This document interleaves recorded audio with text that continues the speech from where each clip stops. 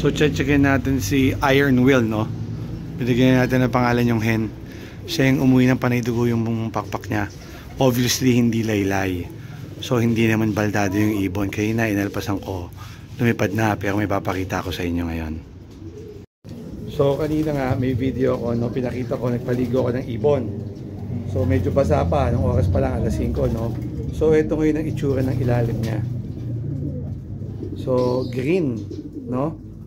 So hindi ko lang kung for me, hindi ko muna to i-erase. Ipapahinga ko siya ng isang lap kasi sayang eh. Siguro makakalipad siya dito, makakapag-load fly siya, maayos. Pero come Friday sa track, up to Sunday, hindi naman siya makaka-rest kasi nga madaming ibon.